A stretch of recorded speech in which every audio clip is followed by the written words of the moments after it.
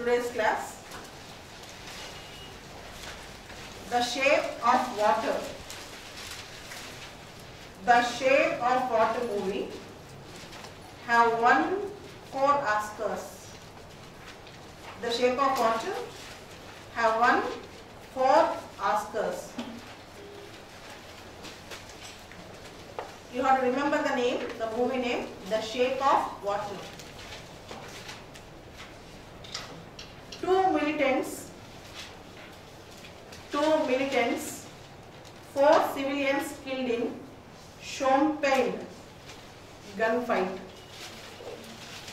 In Shompine district, Jammu and Kashmir, 2 militants and 4 civilians, Lashkar-e-Taiba militants, got killed. We are having more and more killings, cross-border killings in Kashmir region nowadays. Even there are more crossings in line of control. There were fights and eyeball-to-eyeball concentration in the border, particularly in the Kashmir region. We have to be very wary about this. So, 2 militants and 4 civilians got killed near Shompine district in Jammu Kashmir. In Hindu paper today, there is an article, Threat of new malware. Threat of new malware looms over cyberspace. You all know cyber security, cyberspace is an important topic. Cyber security, cyberspace is an important topic. Threat of new malware called Saposhi. S-A-P-O-S-H-I. Saposhi. Earlier we have Mirai and Reaper. M-I-R-A-I. Mirai and R-E-A-P-R. Reaper are the 2 malwares. Now Saposhi is another malware. Saposhi. S-A-P-O-S-H-I. Saposhi is another malware which is causing threat to cyberspace. And we have in India called CCRT. CERT. Cyber Security Emergency. CERT. Or ICET. Indian Computer Emergency Response Team.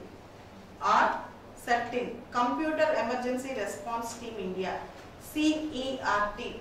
Computer Emergency Response Team India or ICET for cyber security related issues and cyber security attacks.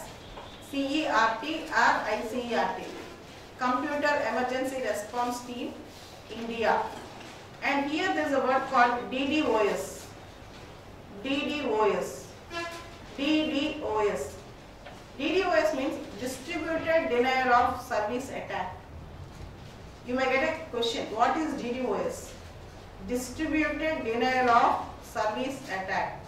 DDoS is a malware. Is a malware. What is a malware? Malware means malicious software. Malware means malicious. Malicious means bad. Malice means bad. Malware means malicious software which will corrupt your computer. Okay. And Saposhi is a new malware. It's a Distributed Denial of Service Attack. DDoS. Distributed Denial of Service Attack. A malicious software first create a network of bots. BOTS, bots. Bots are botnets. It then uses all the botnets to ping single server at same time. They will ping the single server at same time. And now DDoS attacks the connectivity or bombard all the servers with millions of packets. And finally they will make your system or particular service defunct. They will make your system or particular service not functional. They will affect your system or service and it won't function at all. That's called DDoS. Distributed Denial of Service Attack. DDoS. Very important question for prelims. What is DDoS? And If more number of bots pings the system, the entire system will become corrupt. That is a major thing. This is an important DDoS, distributed denial of service attack. It's a very important question for links in Hindu paper, page 7 today. Next important article is the next best. The next best. This is about Mayawati.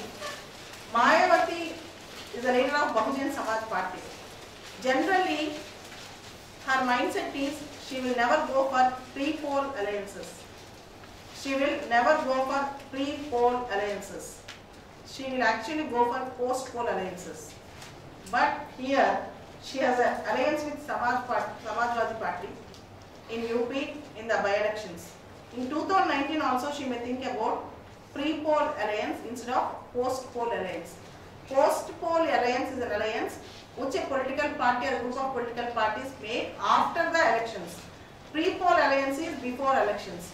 People consider, experts consider, pre-poll alliances are far better than post-poll alliances because people will see the agenda of the alliance and vote. Post-poll alliances are nothing but, most of the alliances are formed for power. Post-poll means after elections if there are alliances, they are for power, to form into a power strategy, government. That is a major problem. Okay, next. It is a time to reimagine South Asia. Next article is a time to reimagine South Asia. Okay, here there are 2-3 issues. India, Pakistan should play a major role and their friendship actually counts. And in this article, there are beautiful analogies that were drawn. In Amritsar, 1 kg tomatoes go up to 40 rupees. Within 30 miles in Lahore, 1 kg tomatoes go up to 300 rupees. But we don't purchase tomatoes from, Lahore will not purchase tomatoes from Amritsar. Indophobia, Pakphobia.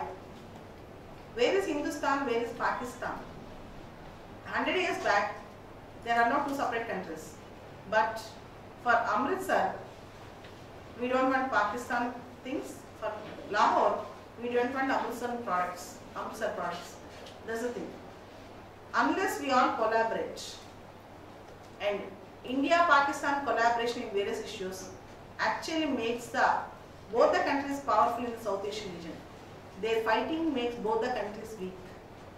And the other also says India should participate in CPEC, China-Pakistan Economic Corridor, One Belt, One Road initiative. That will actually uplift the India's image rather than diminish. The other also speaks about Chabahar Port. And the other also speaks about India-China-Pakistan cooperation will definitely help for the India in the long run. But this is too idealistic an article. It was too ideal to expect.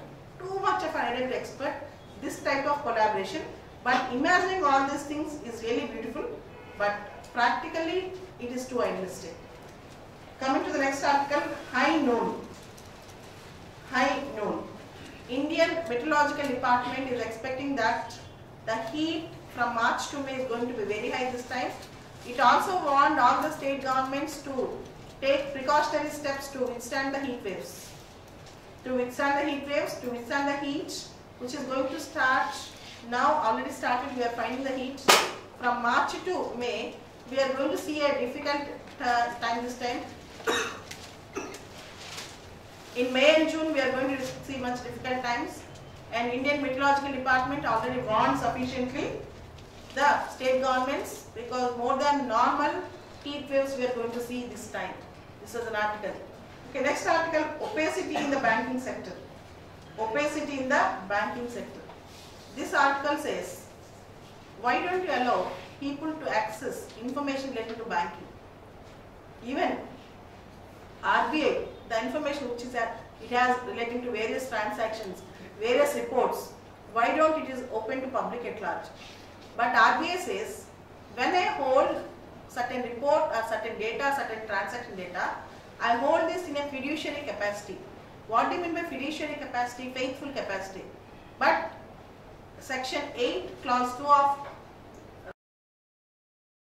Right to Information Act says, Right to Information Act Section 8 deals with exemptions. Certain information cannot be asked.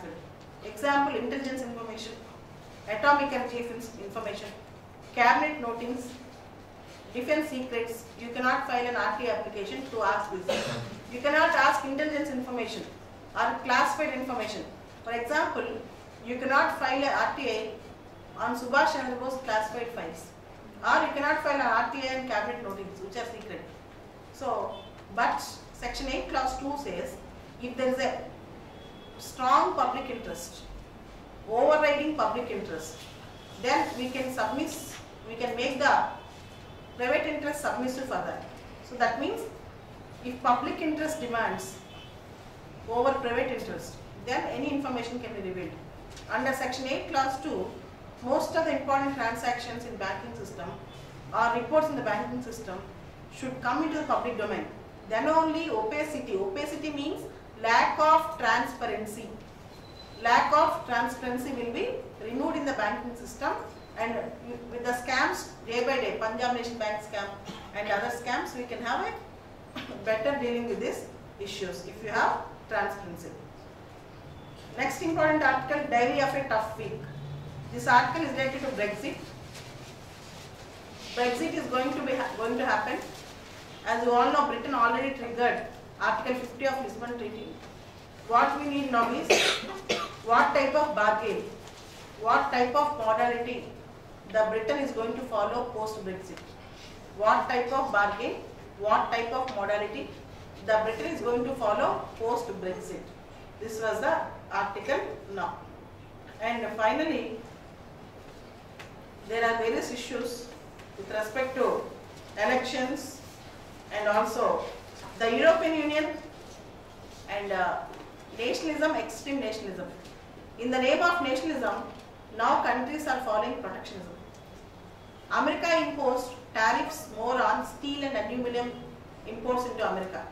European Union retaliated in the same way, and China is also facing that.